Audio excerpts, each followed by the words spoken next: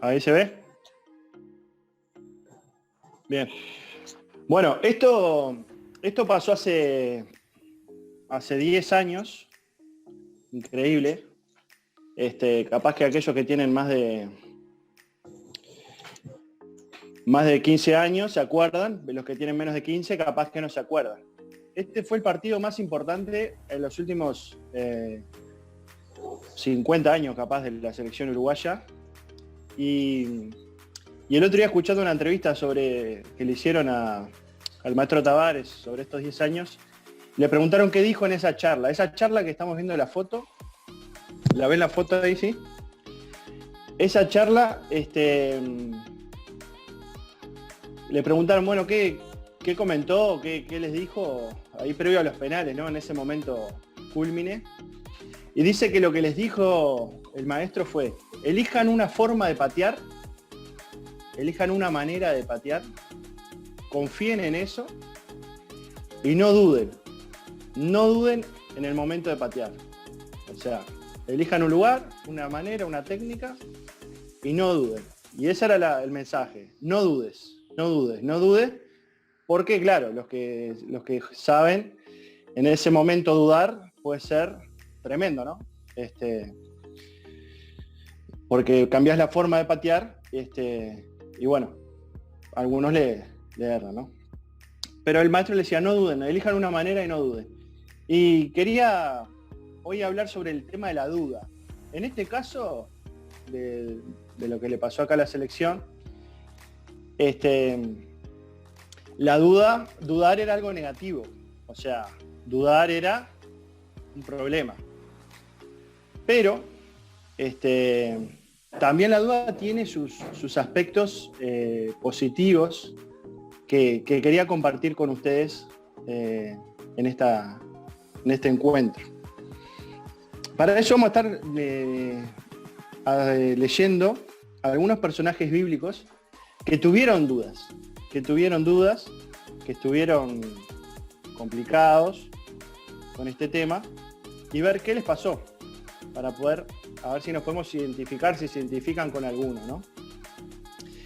Pero antes de ir a los personajes, bueno, quería compartir que existen capaz como distintos tipos de dudas, ¿no? Acá en el ejemplo que di, que es muy, muy tonto, muy básico, porque, bueno, disculpen a los que no les gusta el fútbol, se nos ocurren ejemplos de fútbol nomás, algunas personas, como el Santi, pero la idea es ver qué tipos de dudas hay, ¿no? No sé si alguno de ustedes está teniendo o va a tener, si no las tuvo todavía, dudas en el liceo. No sé, cuando empiezan a dar filosofía, cuando empiezan a estudiar esas materias, no sé si les ha pasado de que los profesores los cuestionan, que los profesores, hasta algunos capaz se pueden burlar de sus creencias. Este año, el año pasado, un joven de mi iglesia pasó por una prueba que era un cuestionamiento constante de su profesora de filosofía a su fe, ¿no? Incluso la burla. Entonces, en el liceo pueden surgir dudas, ¿no? Pueden surgir dudas respecto a diferentes cosas, ¿no? Sobre todo a la fe, a Dios. Pero bueno, si no lo pasaron, yo lo pasé, me acuerdo claramente. Hay momentos que tenemos como cuestionamientos a nuestras creencias y podemos tener dudas en lo académico. También podemos tener dudas en la parte de los sentimientos. Capaz alguno está dudando de sus sentimientos. Y les cuento una anécdota de mi hijo. El otro día lo estaba ayudando a acostarse, y antes de acostándolo, hacemos una oración, ¿no? Y entonces estaba orando yo y él me dice: papá, no quiero que ores más porque estoy enojado, me dice. ¿Está? De la nada, ¿viste? Me dijo: papá, no quiero que ores más porque estoy enojado. Bueno, paré de orar, silencio, y al ratito Mateo me dice: papá, decile a Dios que estoy enojado. Y eso fue como muy lindo, ¿no? Y le dije, ¿no? En la oración le dije a Dios que Mateo estaba enojado, y bueno, oramos para que se le vaya el enojo. Pero esto de expresarle nuestros sentimientos a Dios, ¿no? A veces pensamos que hay ciertas cosas que no podemos compartirlas con el Señor, y en realidad está bueno poder compartir nuestras dudas a nivel de sentimientos, compartir nuestras dudas a nivel académico con nuestro buen Dios, ¿no? Y también podemos tener dudas respecto a la fe y a Dios, ¿no? O sea, dudas más profundas. Y tener dudas respecto a la fe y a Dios es más común de lo que creemos. Pasa muy seguido y son momentos de la vida que si no les han pasado, lo van a pasar. Eso se los digo por experiencia. Yo me acuerdo en la adolescencia, yo dudaba en algún momento de mi salvación. Decía, bueno, ¿seré salvo? ¿No seré? Y bueno, y ahí tenía mis dudas, ¿no? Capaz podemos tener dudas, no sé, capaz que alguno de ustedes está pasando por una gran desilusión de algo. Capaz que alguno de ustedes está pasando por un duelo y eso le genera dudas. Capaz alguno de ustedes, como veíamos, puede estar pasando dudas por cuestionamientos de su familia.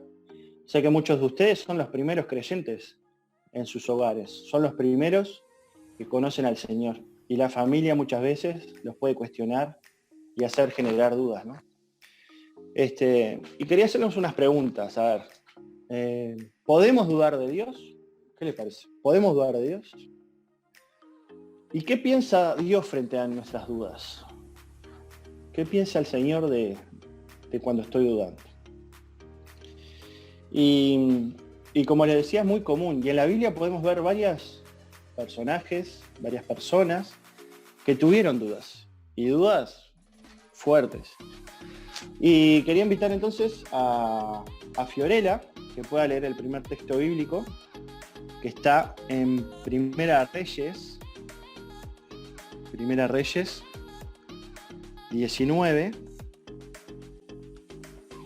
del 15 al 18. Primera Reyes 19, del 15 al 18. Adelante, Fiorella, cuando lo tengas más. Bien.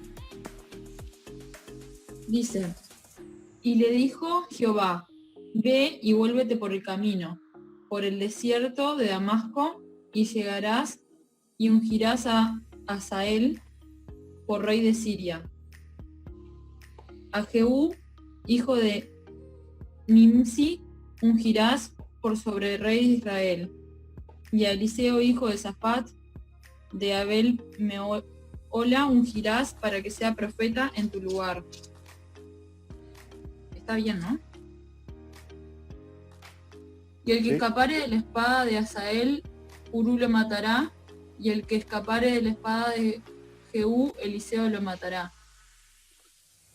Y yo haré que queden en Israel 7,000 cuyas rodillas no se doblaron ante Baal y cuyas bocas no lo besaron. Ahí está. Gracias, Fiorella. Acá es una situación que le pasa a Elías, ¿no? Elías venía de tener una gran victoria que se la dio el Señor, obviamente, contra los profetas de Baal. Bueno, había demostrado el poder de Dios. Dios se había demostrado su poder en él, mejor dicho, por medio de él. Venía de una victoria y venía haciendo las cosas bien. Dice que tenía celo del Señor, que guardaba la palabra y todo lo que tenía que hacer. Y sin embargo, las consecuencias que le estaban pasando eran como totalmente negativas. Lo querían matar, lo querían asesinar. Entonces Elías se va a una cueva y en esa cueva el Señor se le presenta, ¿no? Se le presenta, en esa cueva el Señor se le presenta. Y yo me imagino a Elías ahí en esa cueva diciendo, bueno, yo estoy haciendo las cosas bien, tengo celo al Señor, Él lo dice ahí varias veces, y sin embargo me están buscando para matar. Entonces no sé si has tenido capaz que ese sentimiento de tratar de estar haciendo las cosas como el Señor nos pide, y sin embargo alrededor nuestro está complicada la situación, ¿no? No vemos cómo prosperan otras cosas negativas. Este es un sentimiento muy, muy común, ¿no? Capaz que alguno lo está teniendo, yo lo tuve, y muchas veces entro en esa cueva de pesimismo, entro en esa cueva como de oscuridad y de decir, estoy acá solo. Pero lo que quiero rescatar es lo que dice en el verso 18. El Señor le dice, y yo haré que queden en Israel 7.000 cuyas rodillas no se doblaron ante Baal y cuyas bocas no lo besaron, ¿no? A veces pensamos que estamos solos en alguna situación, en el ministerio, en la familia, pero acá el Señor se le aparece a Elías en ese silbo apacible, en ese viento apacible, y le dice, no estás solo, mirá que hay 7.000 que están en la misma que vos. Y capaz que estamos en alguna cueva, gente, capaz que estamos en alguna cueva de pesimismo, de dudas, y yo creo que el Señor nos está diciendo también, mira, no estás solo, no solo me tenés a mí, sino que yo voy a hacer que otras personas te acompañen. Y después pueden seguir leyendo la historia de Elías, no la spoileo, así pueden seguir investigando en Primera Reyes 19. Entonces, Elías, un profeta impresionante del pueblo hebreo, con duda, no dice dudas la palabra ahí, pero es como ese sentimiento de estar solo, ¿no? De que prosperan los malos. Es muy común ese sentimiento. En la Biblia está reflejado muchas veces como la prosperidad de los impíos, ¿no? Después otra persona que tenía dudas. A ver, vamos a ver otra persona en la palabra que tenía dudas. Y miren de quién estamos hablando. Vamos a ir le voy a pedir a Agus, que se ofreció ahí. Gracias, Agus. Que vayas al Evangelio de Lucas,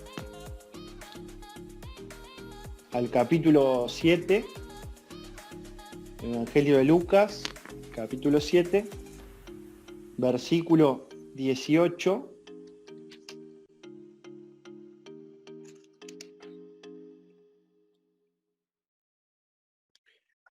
al 22.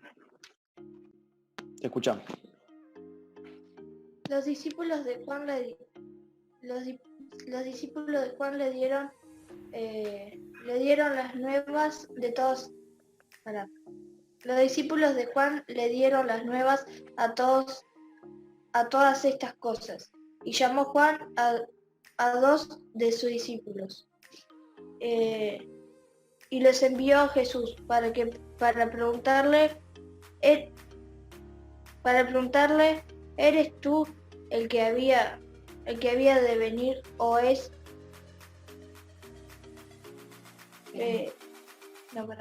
Esperamos, ahí está cortado.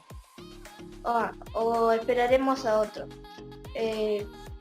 Cuando pues los hombres vinieron a él, dijeron, Juan el Bautista nos ha enviado a ti para preguntarte, ¿eres tú el que había de venir, o esperaremos a otro?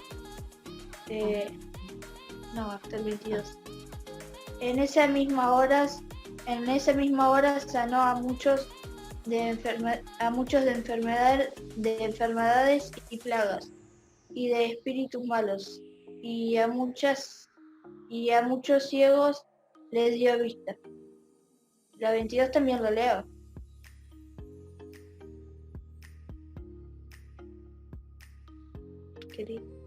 ¿Era hasta el 22? Sí, el 22 también. Y respondiendo Jesús les dijo,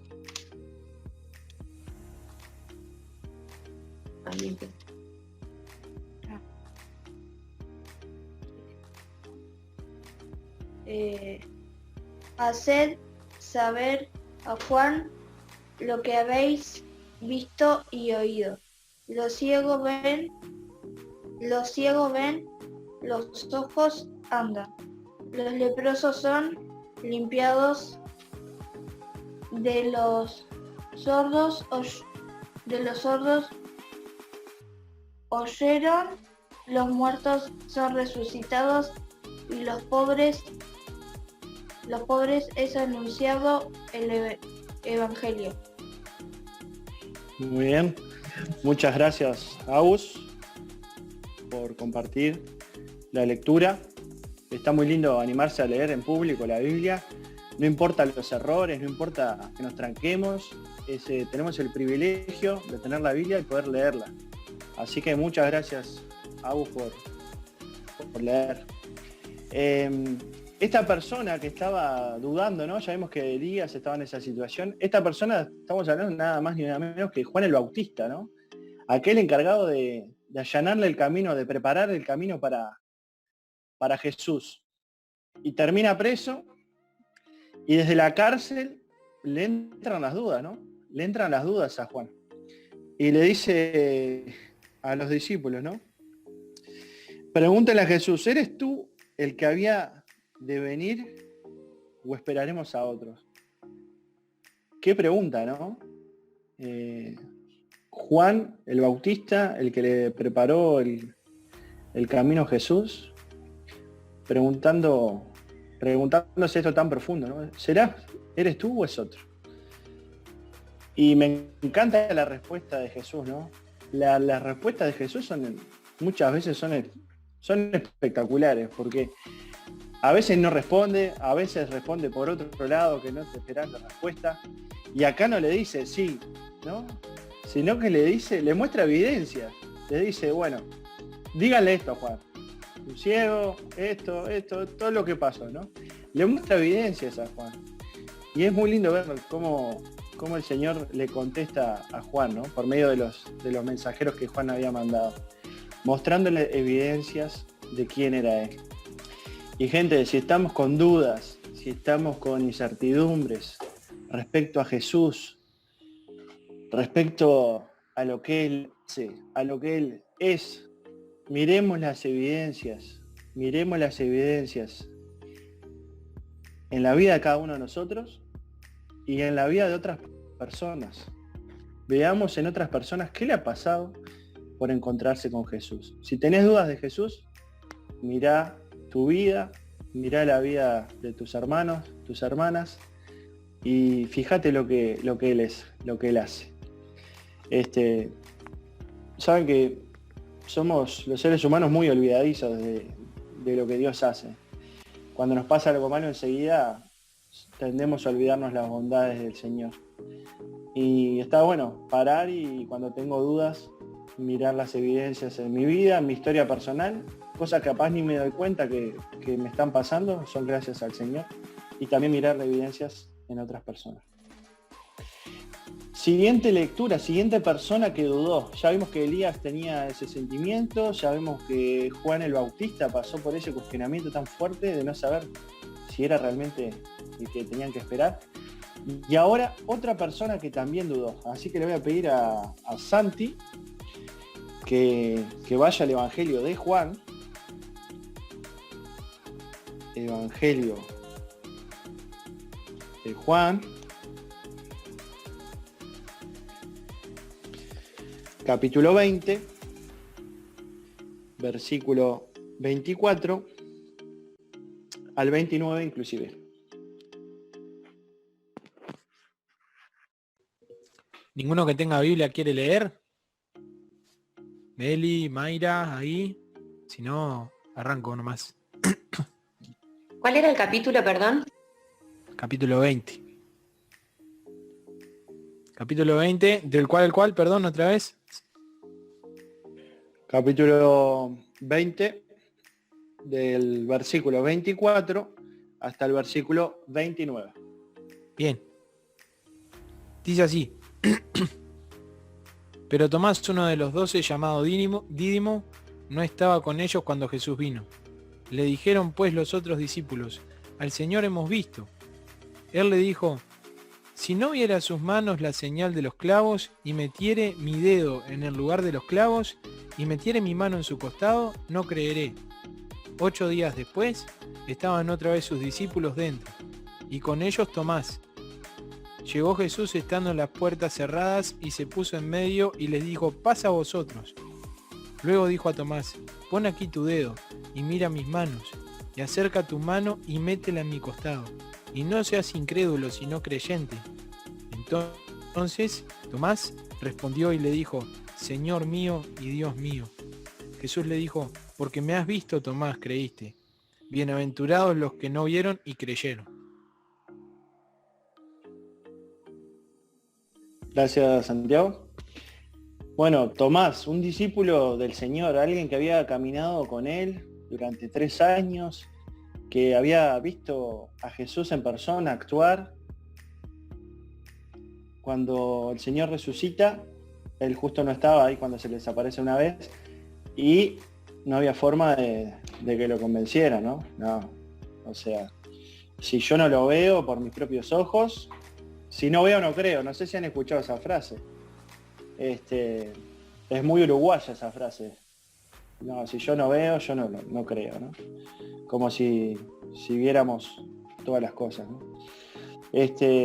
Entonces, gente, si alguno está en dudas, Tomás, algo importante que hace es va a Jesús, va al Señor, ¿no? Literalmente va a mirar las marcas y va a Jesús, se acerca a él y ni siquiera ya por verlo dice, te vi, creo, y Jesús le dice, no, porque me has visto, Tomás, creíste. Bienaventurados los que no vieron y creyeron. Bienaventurados los que no vieron y creyeron. Y ahí entras vos y entro yo. Felices, alégrense los que no vieron y creyeron. A veces, gente, cuando estamos en dudas, porque me ha pasado, tendemos a mirar para otro lado, a buscar orientación en otras cosas, en otro lugar.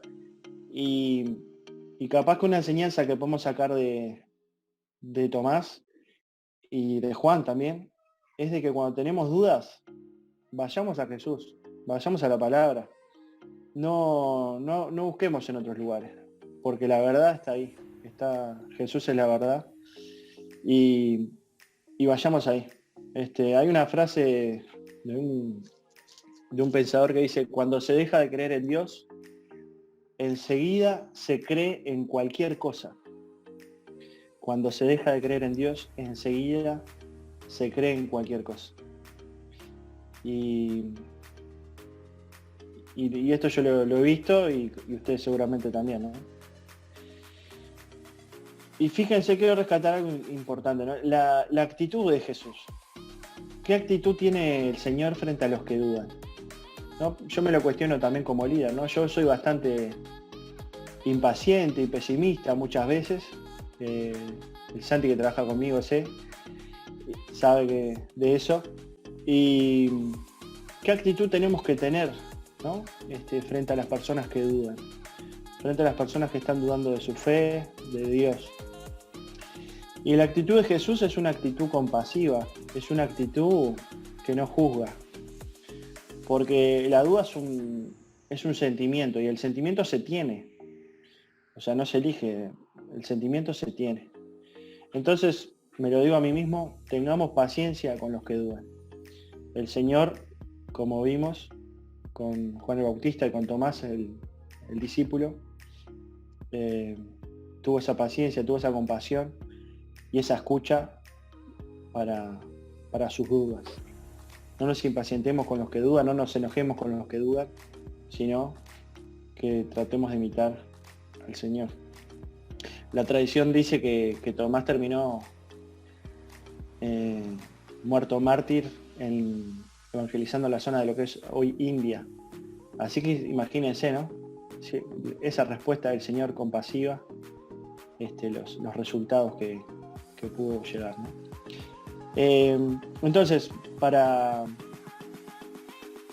ir cerrando este tiempo, las dudas no son malas. No te sientas mal si estás dudando, no te sientas que estás solo, no te sientas que te pasa solo a vos. En la Biblia hay un montón de ejemplos de personas que han dudado, pero te invito a buscar a Jesús y no buscar en otro lado, buscar a Jesús. Y como Elías, levantarte y salir de esa cueva de dudas, de esa cueva de pesimismo, de esa cueva de incertidumbre, salir y caminar, avanzar, porque la duda también permite avanzar, permite moverse, ¿no? En los que les gustan las ciencias duras, no sé, la matemática, la física o la investigación, saben que para avanzar en la ciencia, para que haya un avance en la ciencia, se hace una teoría, esa teoría es aceptada y después viene otra teoría que desbanca esa, y las preguntas y las dudas son las que permiten ir avanzando, ¿no? Y en la fe creo que también, si buscamos el asesoramiento correcto y buscar en la palabra, podemos ir creciendo, ir madurando. Y me quedo con estas palabras del Señor que le dice a Tomás, ¿no? Cree, no seas incrédulo. Cree, no seas incrédulo. Incrédulo es no creer, ¿no? Cree, no seas incrédulo.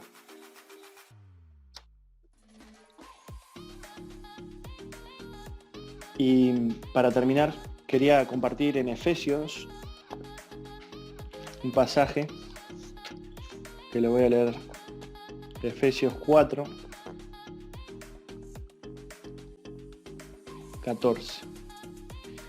Para que ya no seamos niños fluctuantes, llevados por doquiera de todo viento de doctrina, por estratagema de hombres que para engañar emplean con astucia las artimañas del error, sino que siguiendo la verdad en amor, crezcamos en todo en aquel que es la cabeza, esto es Cristo, para que ya no seamos niños fluctuantes, ¿no? Crecer y madurar en la fe, no quedarnos como niños en la fe, sino que las dudas nos permitan profundizar en la persona del Señor, profundizar en su amor, profundizar en su gracia, en su perdón y en lo que Él quiere para nosotros. Ver la duda como algo que nos permite avanzar en nuestro conocimiento del Señor gracias a Él. Vuelvo a hacer las preguntas del principio. ¿Podemos dudar de Dios? ¿Estás dudando de Dios? ¿Qué piensa Dios de tus dudas? ¿Qué piensa el Señor de lo que estás dudando? ¿Cómo debemos tratar al que duda en la fe? Cree, no seas incrédulo. Que el Señor los bendiga, gurises. Muchas gracias por este tiempo y vamos a terminar orando, dando gracias al Señor por su palabra. Amado Señor, qué lindo es poder encontrarnos para animarnos, para alabarte, para jugar, para leer tu palabra. Gracias, Señor, porque tu palabra es viva, es eficaz y nos transforma. Señor, te pido que tu Espíritu Santo esté hablando a nuestra mente, a nuestro corazón, que si hay personas que están dudando de su fe, si hay personas que están dudando de sus sentimientos, si hay alguno aquí que está dudando en lo académico, está siendo cuestionado por su familia, Señor, enséñanos a ir a vos, porque vos es la verdad, y enséñanos a que podemos fortalecer nuestra fe en vos y no tener solo una fe de niños, sino que esa fe puede ir creciendo cada día más, Señor, ir madurando cada día más. Gracias por este grupo, gracias por los que están conectados. Te pido una bendición especial para aquellos que están tristes, que están solos, que se sienten abandonados, que se sienten sin fuerzas, que sienten que son los únicos, que están luchando en su casa por algo distinto. Señor, dales ánimo, como se lo diste a Elías, y que sepan que no están solos, Señor. Bendice tu palabra, Señor, haz lo que quieras con ella, Señor, y confiamos que tu palabra no vuelve vacía. Gracias por este tiempo, damos la gloria y la honra a ti, en el nombre del Señor Jesús. Amén.